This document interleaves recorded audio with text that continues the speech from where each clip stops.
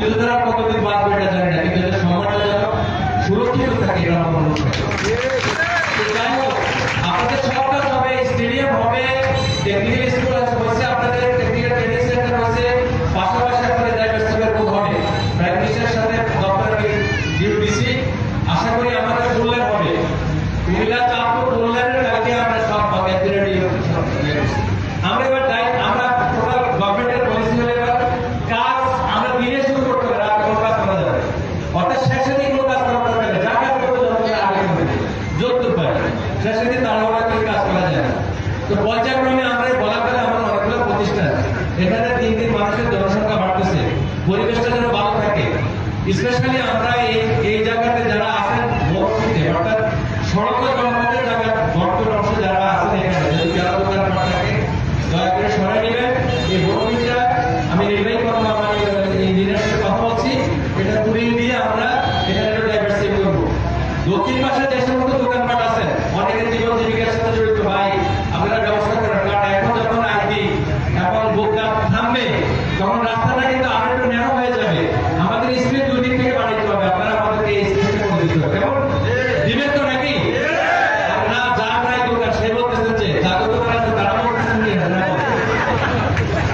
কি সুতরাং আমার আইটি এখন বোকা পরিবহনের জন্য এখানে স্কুটি দেওয়ার জন্য আপনারা স্পেস করে দিতে হবে, এগুলো রাজনৈতিক নেতাদের কাজ, এগুলো আপনারা বসে কি করবেন।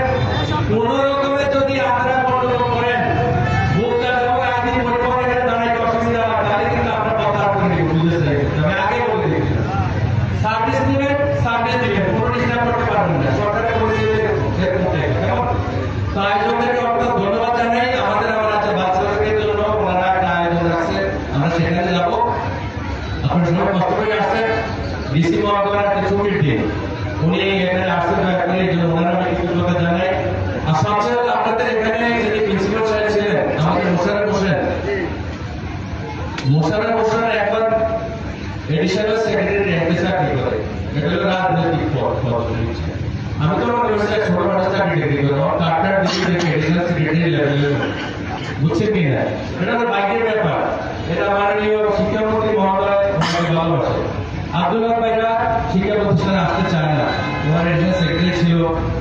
আমাদের এই যে হাই স্কুলের 17 একর জায়গা আপনারা সবাইকে এগ্রি করেন, এই জন্য আমি ফারুক ভাই দিচ্ছি, ফারুক ভাই আমাদের সেক্রেটারি ছিল যে ভাই এখানে আমাদের অনেক জায়গা আমি এটা সুরক্ষিত করতে চাই, আপনি একটা প্ল্যানিং আপনাকে আমার সব কিছু সঙ্গে করে ঢাকা শহরে অনেক সচিব আছে, এখনো ওনার সাথে পরামর্শ করবো, সেই জন্য আমি এখানে ভর্তি দিচ্ছি ফারুক ভাইকে।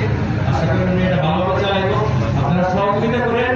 বরাবর চট্টগ্রাম এই উচ্চ বিদ্যালয়ে মান যে পরিমাণ ছিল এটা কমে যাচ্ছে, আমরা চাচ্ছি এটা মানটা ফিরে আসবে। কেমন?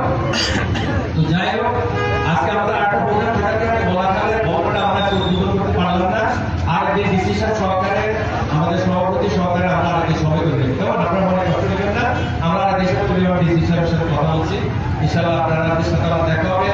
আসলে ভোট তো আপনারা আমাদের দিচ্ছেন, কাজ আমি করে দেবো, কিন্তু আমার সীমাবদ্ধতা আছে, আমি সংসদ থেকে গাড়ি করছি আসছি রাত্রে 12টায় উঠা বোর্ডে তো ধরনের বয়স হচ্ছে না, এখন একটু বাড়ি যাচ্ছি, এগুলো হায়াতের ব্যাপার আছে, আপনাদের কাজ থেকে প্রত্যেকে যায় শক্তি আছে, কিন্তু আপনারা সবাই সার্ভিস দিতে চান, সার্ভিস দিন, কিন্তু সার্ভিস গুলো যেন সঠিকভাবে দিতে পারি, রাজনৈতিক হস্তক্ষেপ যেন কম থাকে। রাজনীতিক নেতাদেরকে অনুরোধ করবো, আপনাদের নেতাকে যদি চিনতে ভুল করে থাকেন তাহলে বিপদে পড়বে, কারণ বিগত সরকারগুলো সময় মতো করে ইভেন্ট